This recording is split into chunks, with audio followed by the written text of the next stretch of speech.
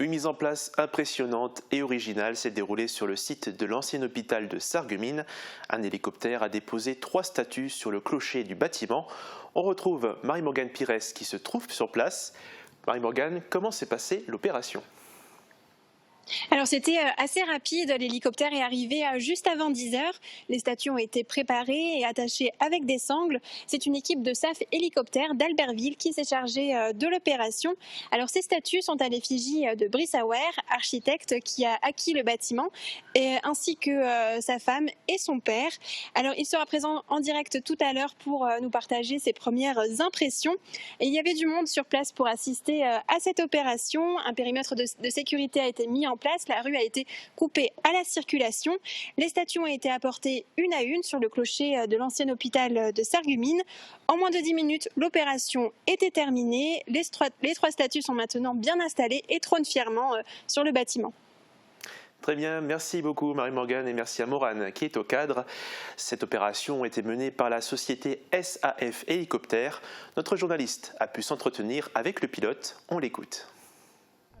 Christophe Pougnier, bonjour. Bonjour. Alors c'est une opération assez impressionnante à laquelle on vient d'assister, déposer des statues sur un bâtiment. Est-ce que c'était la première fois que vous faisiez ça ? C'était la première fois pour ma part, oui. Poser des statues au sommet, première fois. On pose souvent des choses, des antennes, des climatisations, des mâts d'éclairage. Mais pour ce qui est des statues, effectivement c'est la première fois.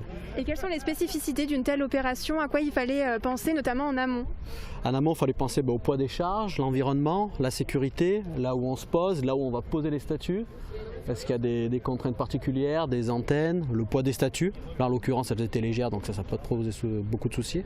Mais c'est tout ce qui est environnement avant, les lingages aussi, pour les transporter en toute sécurité et puis pour pas qu'elles tombent.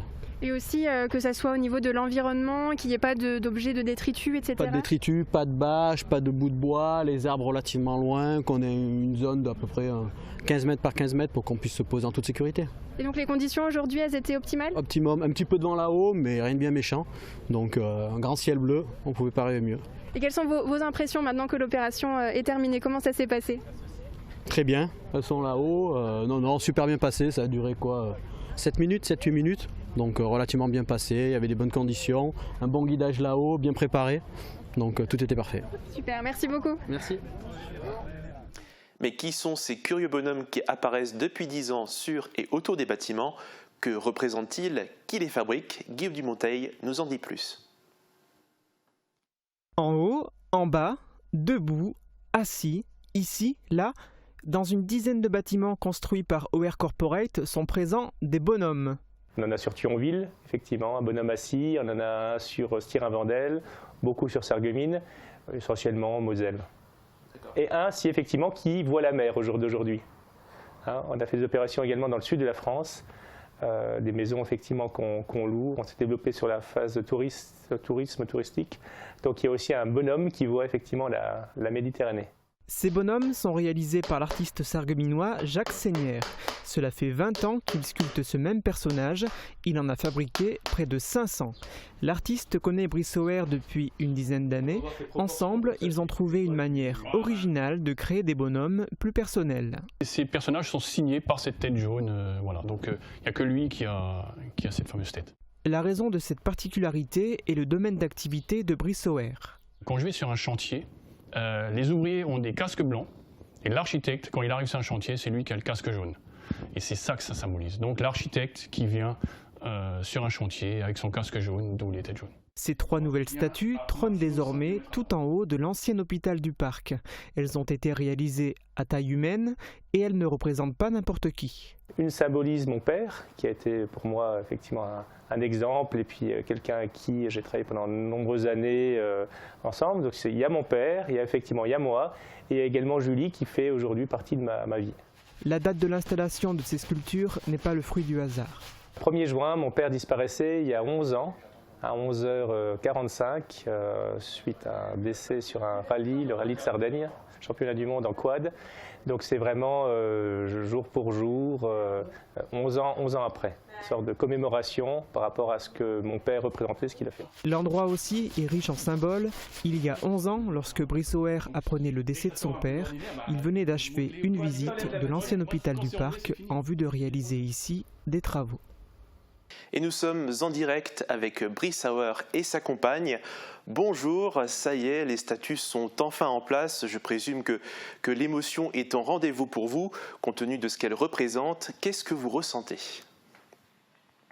Eh bien, écoutez, une immense joie parce qu'aujourd'hui, 11 ans après, mon père est décédé. C'est vrai qu'on a un temps qui est magnifique. Vraiment, tout s'est très très bien passé. Tout le monde était au rendez-vous et énormément d'émotions parce que ça symbolise beaucoup de choses. Je suis né dans cet hôpital. On l'a racheté il n'y a pas longtemps et puis maintenant on va le reconstruire. Donc, une émotion vraiment intense. Et je suppose que cette opération, ce n'était pas facile d'organiser cette mise en place. Comment vous y êtes pris ? Écoutez, tout dépend le nombre de personnes qu'on est. Donc l'idée nous est prise à peu près 3 semaines à 1 mois. Un mois exactement, 1 mois. On a de la chance d'avoir une formidable équipe qui nous entoure, l'équipe municipale qui a très bien réagi, la préfecture aussi, les pilotes qui étaient disponibles. On a eu, je pense, de la chance et puis surtout des gens très compétents. Et ces fameuses figurines sont en quelque sorte votre signature. Est-ce qu'on pourra les retrouver sur d'autres bâtiments plus tard, dans l'avenir ? Écoutez, j'espère plein. Alors oui, il y aura énormément de projets qu'on va annoncer dans la presse d'ici à peu près 2 semaines, qui se situeront sur Sarreguemines, Aspelshit, Beach, dans les environs. J'ai choisi à peu près une 20aine d'années de revenir du sud de la France pour vivre ici, pour continuer un petit peu ce que mon père avait démarré. Et je ne compte pas 45 ans m'arrêter là, il y a encore beaucoup d'années devant moi. Beaucoup de collaborateurs très jeunes que j'ai embauchés, qui ont 25, 26 ans, qui souhaitent encore faire beaucoup de choses. Donc bien évidemment, il y aura beaucoup de sculptures, de Jacques, encore dans les environs. Autant de sculptures que de projets. Très bien. Écoutez, on vous souhaite bonne chance et bon courage à vous deux. Merci encore d'avoir été en direct avec nous.